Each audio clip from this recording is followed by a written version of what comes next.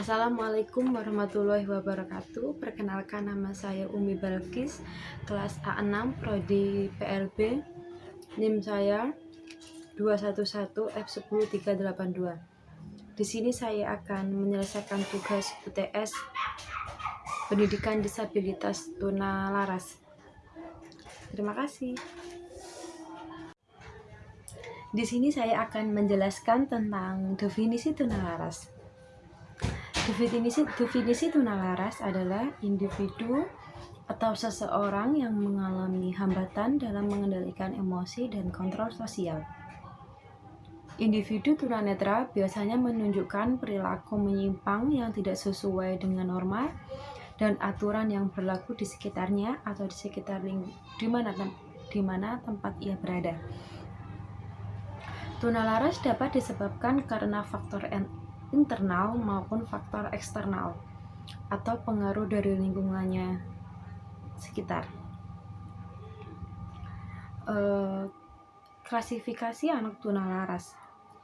Secara garis besar, anak tunalaras dapat diklasifikasikan menjadi anak yang mengalami kesukaran dalam menyesuaikan diri dengan lingkungan sosial dan anak yang mengalami gangguan emosi, suatu masalah dengan lingkungan di luar kelompoknya. Mungkin gini, di peraturan keluarga, peraturan rumahnya itu berbeda dengan peraturan norma-norma di lingkungan sekitar. Biasanya itu ada kan, di lingkungan rumah, di norma-norma masyarakat, pasti kita memiliki teman yang bertanda kutip atau memiliki teman yang agak menyimpang. Tetapi dalam keluarga, si anak tidak boleh bermain atau bergaul dengan tetangga atau teman atau masyarakat yang berperilaku menyimpang itu sendiri. Mungkin bisa jadi seperti itu akibat, maksudnya norma-norma yang bertentangan itu. Lalu ada children rest at a primitive level of socialization. Anak pada kelompok ini dalam perkembangan sosialnya berhenti pada level atau tingkatan yang rendah. Mereka adalah anak yang tidak pernah mendapat bimbingan ke arah sikap sosial yang benar dan terlantar dari pendidikan, sehingga ia melakukan apa saja yang dikehendakinya. Hal ini disebabkan karena tidak adanya perhatian dari orang tua, yang mengakibatkan perilaku anak di kelompok ini cenderung dikuasai oleh dorongan nafsu saja. Meskipun demikian, mereka masih dapat memberikan respon pada perlakuan yang ramah. Memang pengaruh atau mendidik anak itu memang butuh yang ekstra, memang butuh pengawasan yang ketat. Pengaruh keluarga itu nomor satu. Yang selanjutnya itu pengaruh terhadap lingkungan sekitar atau lingkungan masyarakat. Jadi anak seperti itu memang bukan hanya anak tunalaras saja. Kita yang normal, kita yang awas dengan semuanya, kita juga membutuhkan perhatian, membutuhkan layanan pendidikan yang baik, yang bagus, yang berkualitas. Kita butuh kasih sayang dari orang tua yang agar kita tidak mengakibatkan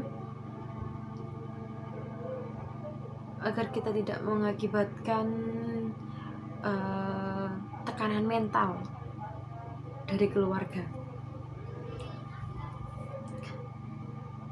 Dan selanjutnya, children with minimum socialization capacity.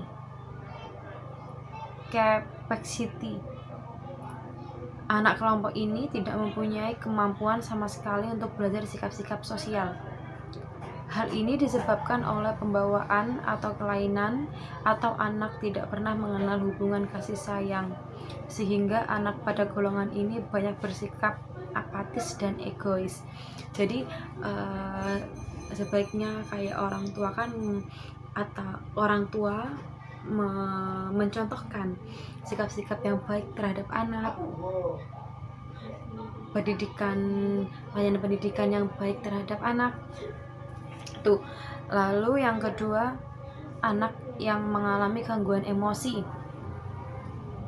Yang pertama ada neurotic behavior. Anak pada kelompok ini masih bisa bergaul dengan orang lain, akan tetapi mereka mempunyai masalah pribadi yang tidak mampu diselesaikannya. Mereka sering dan mudah dihinggapi perasaan sakit hati, perasaan cemas, marah, agresif, dan perasaan bersalah. Di samping itu, terkadang mereka melakukan tindakan lain, seperti mencuri dan bermusuhan. Anak seperti ini biasanya dapat dibantu dengan terapi seorang konselor. Keadaan neurotik ini biasanya disebabkan oleh sikap keluarga yang menolak atau sebaliknya terlalu memanjakan anak, serta pengaruh pendidikan, yaitu karena kesalahan pengajaran atau juga adanya kesulitan belajar yang berat. Kesulitan belajar yang berat, mungkin anak ini kurang mampu menerima pelajaran yang seharusnya ia terima. Lalu mungkin biasanya anak yang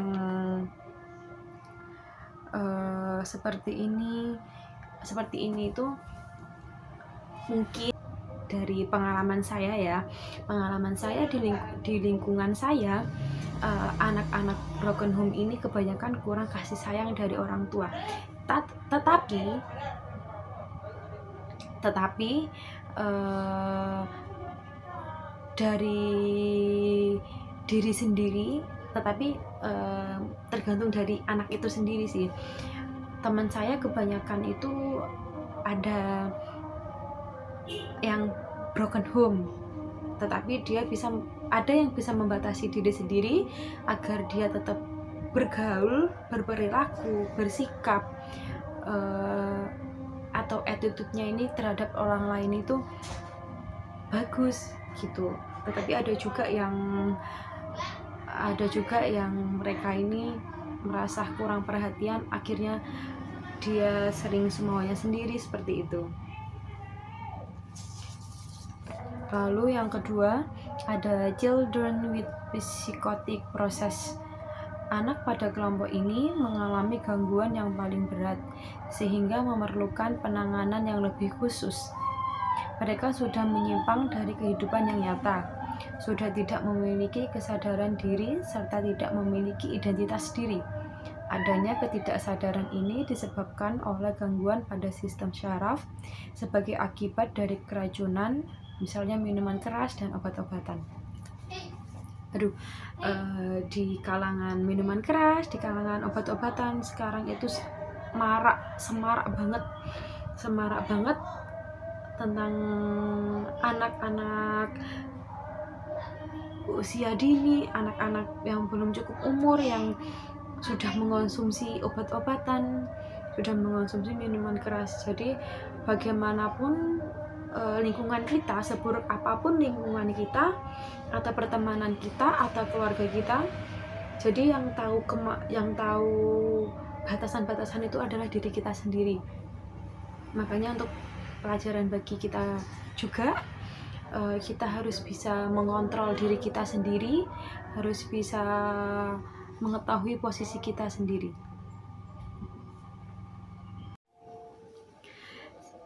Beberapa ciri tunalaras adalah, yang pertama suka berkelahi, yang kedua suka memukul, punya karakter pemarah atau punya karakter emosional, sering melanggar aturan, tidak mau bekerja sama, dan sebagainya. Dikutip dari buku Pendidikan Inklusi Sekolah Dasar di tahun 2021, karya Septi Nurfadila, dia menjelaskan tentang beberapa ciri-ciri tunalaras. Yang pertama, ada kurang percaya diri, sering menunjukkan sikap curiga kepada orang lain, memiliki perasaan rendah diri, suka mengisolasi diri atau tidak mau bersosialisasi dengan orang lain, sering berkelahi, tidak punya ketenangan jiwa, memiliki rasa cemas atau takut berlebih, sering menunjukkan rasa permusuhan dengan orang lain. Jadi dia ini merasa, yang terakhir kan sering menunjukkan rasa permusuhan dengan orang lain. Jadi dia ini memiliki rasa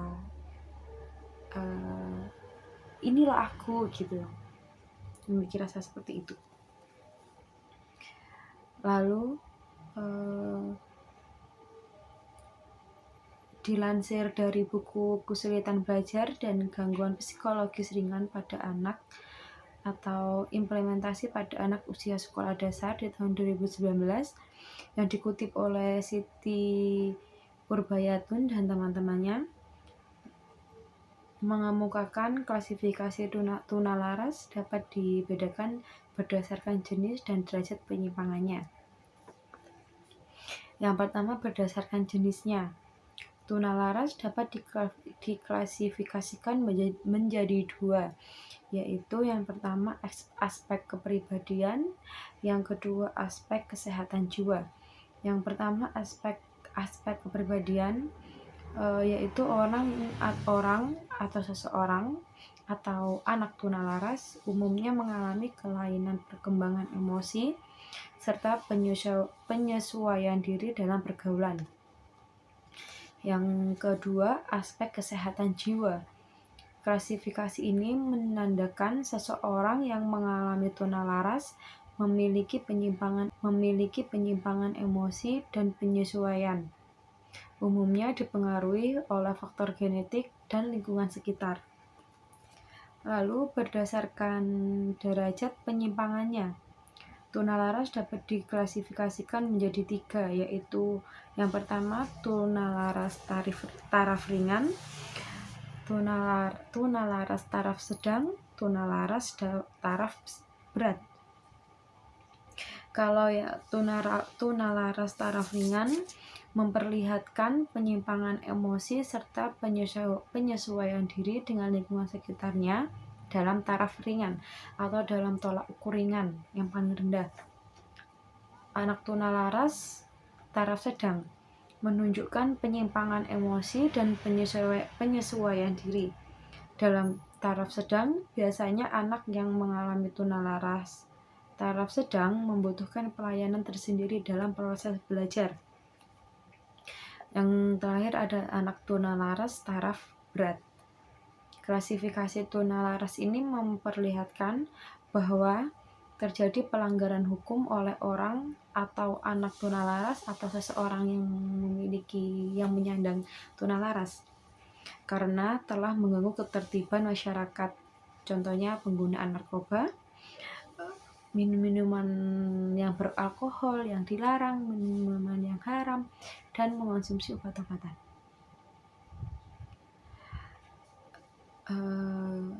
Lalu ada sebab-sebab anak menjadi tunalaras.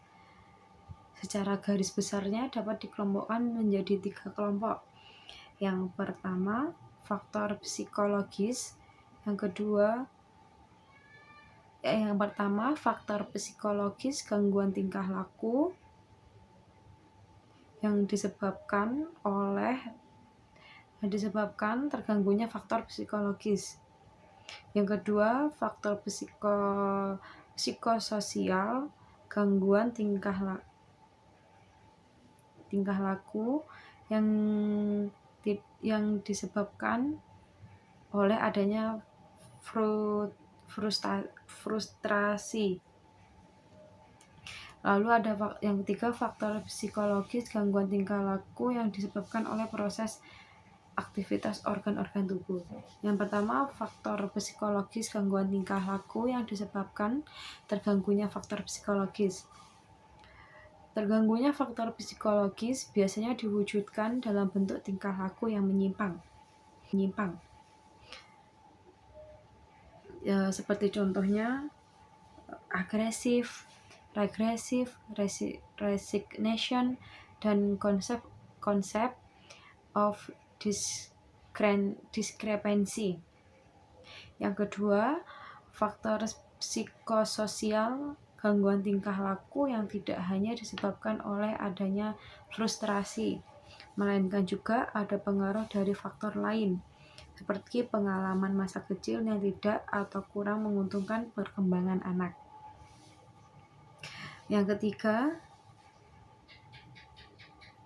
faktor psikologis gangguan tingkah laku yang disebabkan terganggunya proses aktivitas organ-organ tubuh sehingga tidak atau kurang berfungsi sebagaimana mestinya, seperti terganggu atau adanya kelainan pada otak, hipertiroid, dan kelainan syaraf motoris. Lalu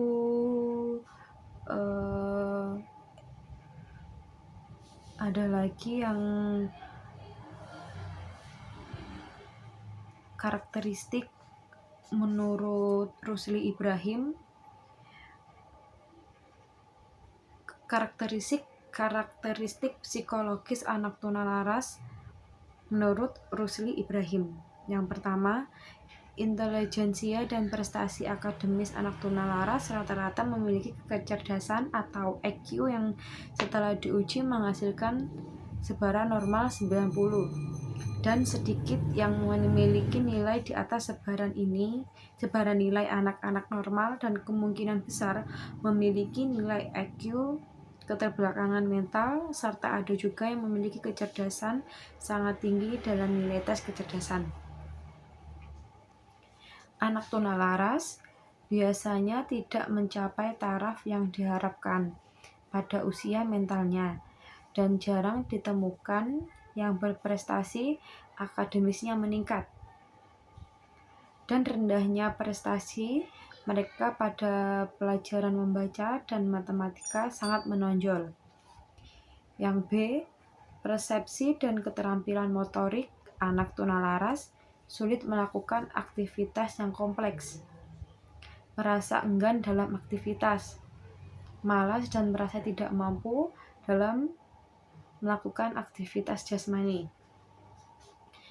Keterampilan motorik sangat menunjang bagi pertumbuhan dan perkembangan individu di samping keuntungan lain, seperti perkembangan sosial, kemampuan berpikir, dan kesadaran 20 persepsi. Oleh karena itu, disinilah penting letaknya pembelajaran pendidikan jasmani seperti permainan sepak bola bagi anak tunalaras. Ada menurut para ahli juga karakteristik anak tunalaras yang dikemukakan oleh Halhan dan Kaufman di tahun 1986 berdasarkan dimensi tingkah laku anak tunalaras adalah sebagai berikut. Yang pertama, anak yang mengalami gangguan perilaku. Anak yang mengalami gangguan perilaku. Yang kedua, berkelahi, memukul atau menyerang. Lalu pemarah. Lalu suka merusak, kurang ajar atau tidak sopan. Menurut karakteristik anak tunalaras yang dikemukakan oleh Halhan dan Kaufman di tahun 1986 berdasarkan dimensi tingkah laku anak tunalaras, yang pertama ada anak yang mengalami gangguan perilaku. Lalu yang kedua, anak yang mengalami kecemasan dan menyendiri. Lalu yang ketiga, anak yang kurang dewasa. Yang keempat, anak yang agresif bersosialisasi.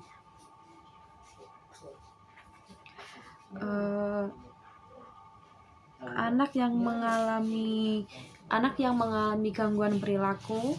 Anak-anak ini mengalami gangguan emosi dan penyimpangan perilaku sehingga mereka tidak dapat menyeimbangkan dengan lingkungan.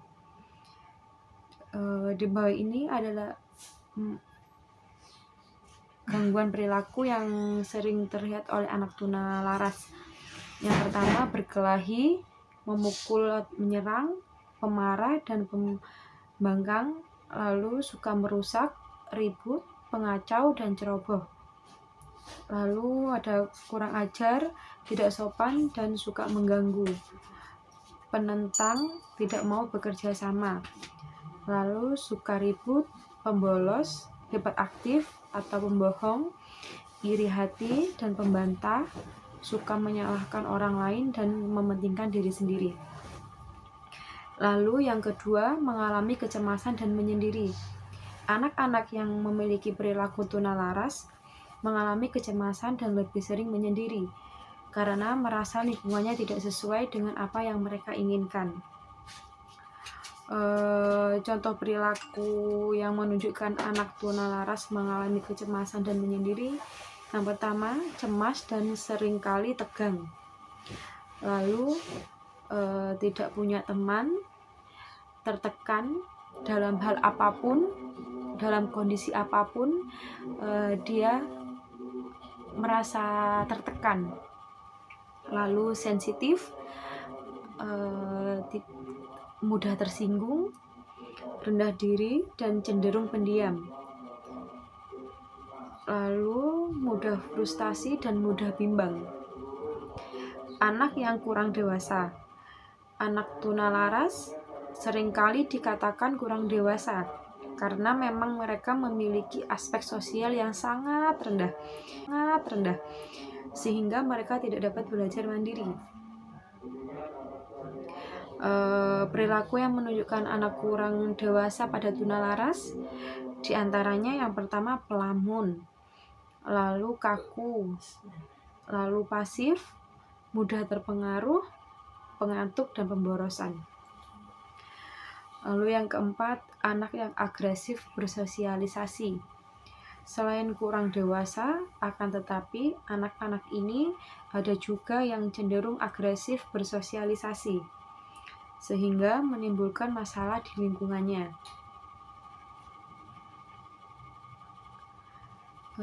Perilaku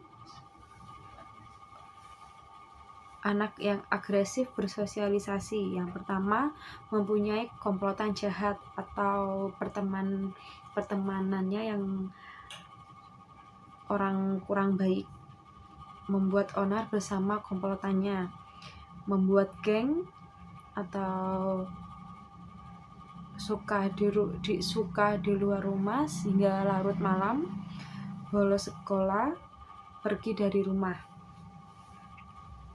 Lalu ada juga faktor-faktor yang menyebabkan anak tunalaras. Yang pertama, faktor biologi, yang kedua faktor keluarga, yang ketiga faktor sekolah, lalu yang keempat faktor lingkungan masyarakat.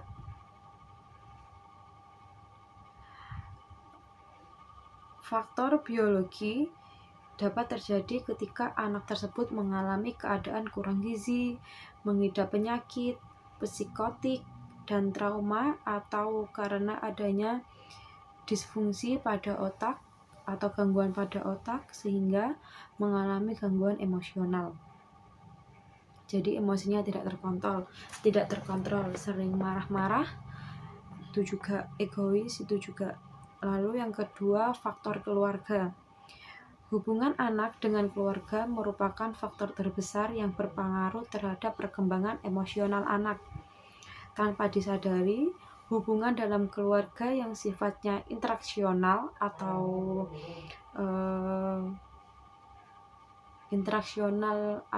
sering berkomunikasi, sering interaksi, dan transaksional sering menjadi penyebab utama permasalahan emosi dan perilaku pada anak. Yang ketiga, rendah, sehingga mereka tidak dapat belajar mandiri. Perilaku yang menunjukkan anak kurang dewasa pada tunalaras, diantaranya yang pertama pelamun, lalu kaku, lalu pasif, mudah terpengaruh, pengantuk, dan pemborosan. Lalu yang keempat, anak yang agresif bersosialisasi. Selain kurang dewasa, akan tetapi anak-anak ini ada juga yang cenderung agresif bersosialisasi, sehingga menimbulkan masalah di lingkungannya.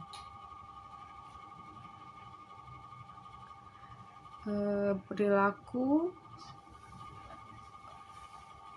anak yang agresif bersosialisasi, yang pertama mempunyai komplotan jahat atau pertemanannya yang orang kurang baik, membuat onar bersama komplotannya, membuat geng atau suka di luar rumah sehingga larut malam, bolos sekolah, pergi dari rumah.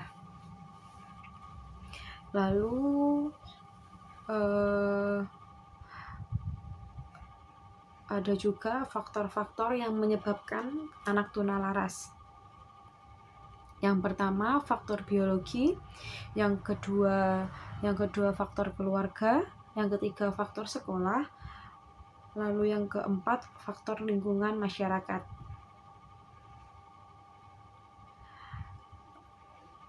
Faktor biologi dapat terjadi ketika anak tersebut mengalami keadaan kurang gizi, mengidap penyakit, psikotik, dan trauma, atau karena adanya disfungsi pada otak atau gangguan pada otak sehingga mengalami gangguan emosional. Jadi emosinya tidak terkontrol, sering marah-marah, itu juga egois, itu juga. Lalu yang kedua, faktor keluarga. Hubungan anak dengan keluarga merupakan faktor terbesar yang berpengaruh terhadap perkembangan emosional anak. Tanpa disadari, hubungan dalam keluarga yang sifatnya interaksional atau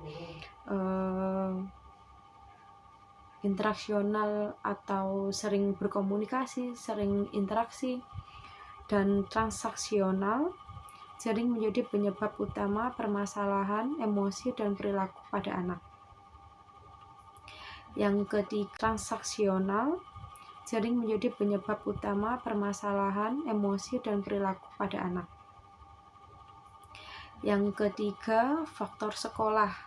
Sekolah merupakan tempat pendidikan atau layanan pendidikan yang kedua bagi anak setelah keluarga. Terkadang sebagian anak mengalami gangguan emosi dan perilaku ketika mereka mulai bersekolah.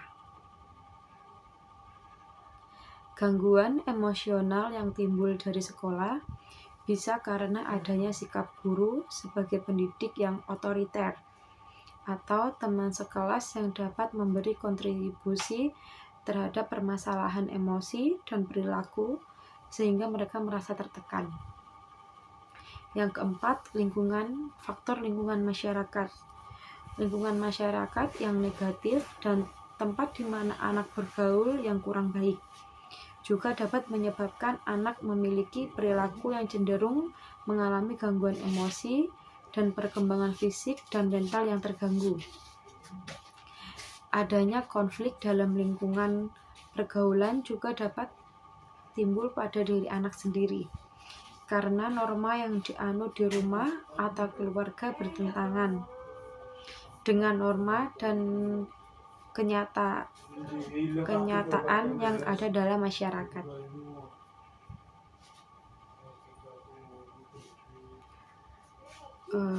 Lalu itu yang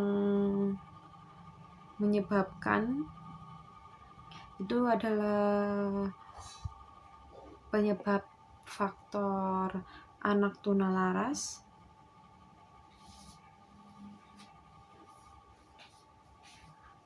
Sekian penjelasan dari saya. Terima kasih, mohon maaf jika ada kesalahan. Wassalamualaikum warahmatullahi wabarakatuh.